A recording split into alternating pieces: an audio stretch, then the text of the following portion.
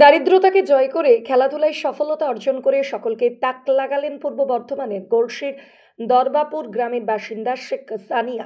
দেশের বিভিন্ন রাজ্যে মাঠ কাঁপিয়ে হ্যান্ডবল ও অ্যাথলেটিক্স খেলায় সফলতা সানিয়ার। জানা গেছে মানকর কলেজে দ্বিতীয় বর্ষের ছাত্রী শেখ সানিয়া গলসি ২ ব্লকের দরবারপুরের বাসিন্দা কামরুজ্জামানের একমাত্র কন্যা সন্তান। স্বামী স্ত্রী ও এক কন্যা সন্তানকে নিয়ে অল্প কিছু জমি চাষবাস করে সংসার জীবন কামরুজ্জামান বাবুর। সানিয়া বলেন, তার মা কুরশিয়া খাতুনের ইচ্ছা ছিল খেলাধুলা করে বাংলা তথা দেশের নাম উজ্জ্বল করা, কিন্তু শারীরিক প্রতিবন্ধকতা বড় বাধা হয়ে দাঁড়ায় মায়ের। তাই মায়ের ইচ্ছা পূরণ করতে সানিয়ার অদম্য ইচ্ছা, কঠোর পরিশ্রম, পরিবারের আর্থিক সংকটকে জয় করে খেলাধুলায় একের পর এক সফলতা অর্জন করে সানিয়া। 2023 স্কুল ন্যাশনাল দৌড় ও হ্যান্ডবল প্রতিযোগিতায় হরিয়ানের সাফল্য, 2025 জুনিয়র হ্যান্ডবল লখনৌ সহ একাধিক রাজ্যে সফলতা অর্জন করে সানিয়া। আগামী ডিসেম্বর মাসে 4 তারিখে লখনৌতে হ্যান্ডবল ফেডারেশন কাপ 2025-এর বাংলা দলের হয়ে নির্বাচিত হয়েছে সানিয়া। 7 দিন টিভির পক্ষ থেকে সানিয়ার প্রতি রইল শুভ কামনা। আগামীতে খেলাধুলায় বাংলা তথা দেশের নাম উজ্জ্বল করায় প্রধান লক্ষ্য সানিয়ার। পরিবারের আর্থিক সচ্ছলতা নেই, তা সত্ত্বেও সানিয়ার অদম্য ইচ্ছা, কঠোর পরিশ্রম, প্রশিক্ষকদের পূর্ণ সহযোগিতায় মায়ের ইচ্ছা পূরণ করার স্বপ্ন সানিয়ার। বাবা মার একরাশ স্বপ্ন পূরণের পথে এগিয়ে চলে সানিয়া।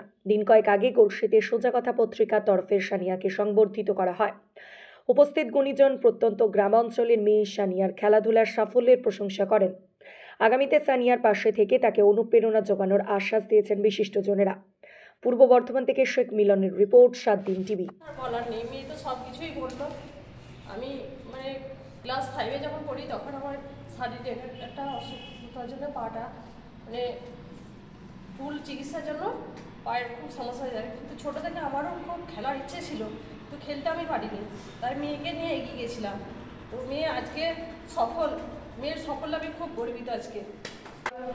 গ্রামে থাকি, এখন দরকার থেকে যাতায়াতের অসুবিধা হয় জন্য বলছি যে তাদের বাড়িতে থাকছি এখন। তো খেলাধুলা ছোটোবেলা থেকেই করার ইচ্ছে ছিল। সব থেকে বড় আমার মায়ের স্বপ্ন। আমার মা খেলাধুলা করতে পারেনি মার পায়ের অসুবিধার জন্য। মা চেয়েছে যেন আমি দেশের জন্য খেলি। আমারও বড় স্বপ্ন আছে যেন আমি দেশকে রিপ্রেজেন্ট করতে পারি, এটাই স্বপ্ন বাস। মায়ের পায়ের অসুবিধার জন্য মা খেলতে কোনোদিন পারেনি। মা আমাকে সব থেকে বড় সাপোর্ট করেছে যেন আমি খেলি।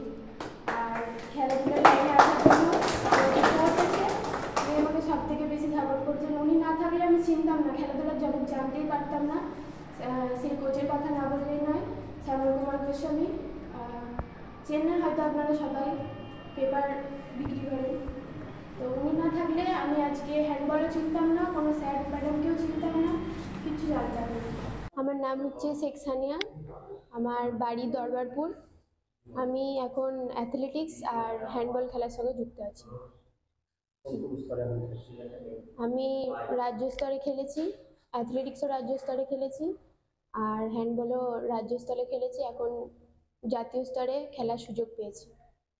এই যে সাফল্য, কিভাবে তোমার খেলার প্রতি সূচনাটা কিভাবে? তো খুবই দরিদ্র পরিবার থেকে উঠে এসেছি আমি। বাবা চাষবাস করে। আমার মায়ের একটা স্বপ্ন ছিল যে আমি যেন খেলাধুলা করি। আমার মায়ের একটা স্বপ্ন ছিল যে আমি খেলবো। তো মা খেলতে পারেনি, মায়ের শারীরিক অসুস্থতার জন্য মা খেলতে পারেনি। ওই জন্য মা চেয়েছে যেন আমি খেলাধুলা করে মায়ের স্বপ্নটা পূরণ করতে পারি, তাই জন্য খেলাধুলার জীবনে আসা। বাবা কি করেন? বাবা চাষবাস করছেন। এখন কোন ক্লাসে পড়ছো? এখন আমি মানকর কলেজে সেকেন্ড ইয়ারে পড়ছি। আগামী দিনে কি লক্ষ্য রয়েছে? আগামী দিনে লক্ষ্য আছে যে আমি যেন আমাদের দেশকে রিপ্রেজেন্ট করতে পারি, দেশের হয়ে খেলতে চাই। এই খেলাধুলা এগিয়ে যাওয়া বা বিভিন্ন জায়গায় তোমাদের ট্রাভেল করা, মুখোমুখি হওয়া, তাতে কোনো সমস্যার সম্মুখীন হচ্ছে? না, এখনো পর্যন্ত কোনো সমস্যা হয়নি।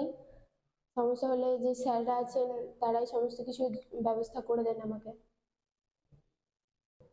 হ্যাঁ, আর্থিক সমস্যা হয়, সেগুলোর জন্য আমাকে বলেছে যে সাহায্য করবে। আজকে আমাকে আমন্ত্রণ করা হয়েছিল সোজা কথা থেকে। ফোনে করে বলা হয়েছিল যে আসবে, একটু সম্বর্ধনার মতো দেওয়া হবে, ওই কারণে আমি এসেছি। কেমন লাগছে সম্বর্ধনা? ভালো লাগছে।